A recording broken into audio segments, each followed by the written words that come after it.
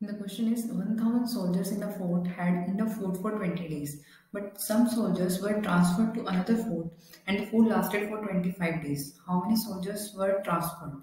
अब हमारे पास यहाँ पर गिवन ये है कि 1000 सोल्जर्स एक फोर्ट में थे और उनके लिए जो फूड है वो 20 डेज के लिए इनफ था। लेकिन क्या हुआ कि कुछ सोल्जर्स जो है वो ट्रांसफर कर दिए गए दूसरे फोर्ट में, तो यानी कि यहाँ सोल्जर्स कुछ कम हो गए।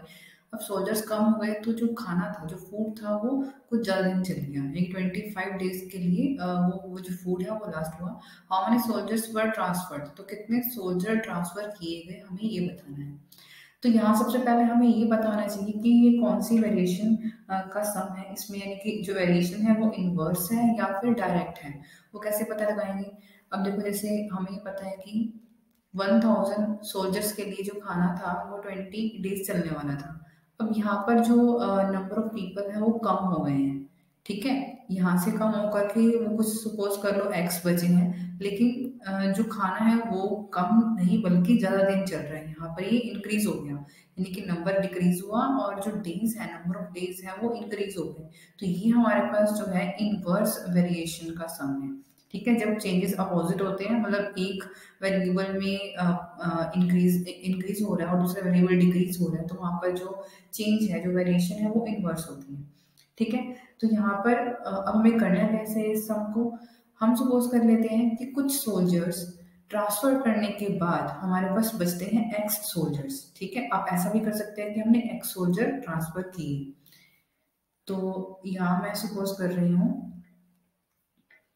Suppose x soldiers were left in the fort after transferring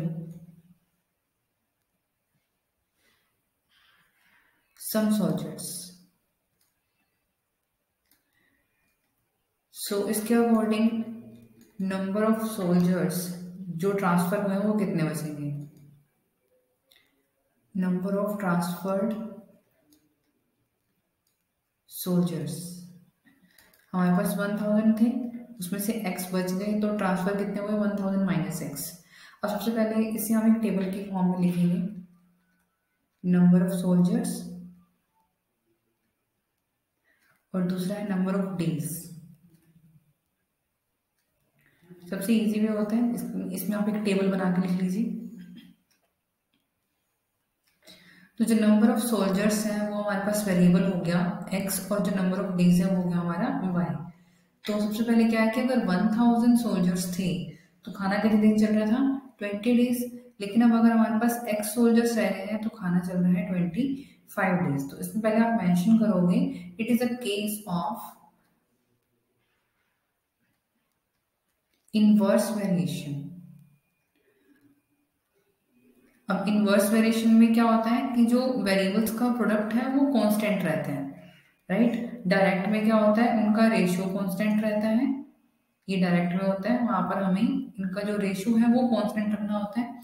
और इनवर्स में इन दो वेरिएबल्स का जो प्रोडक्ट है वो कांस्टेंट रहेगा, राइट। तो इससे हमें ध्यान रहना चाहिए कि जो x और ये y है, मीन्स अगर हम 1000 इंटू 20 का जो प्रोडक्ट निकालें या फिर x इंटू 25 का प्रोडक्ट फाइंड करें तो वो दोनों इक्वल रहेंगे।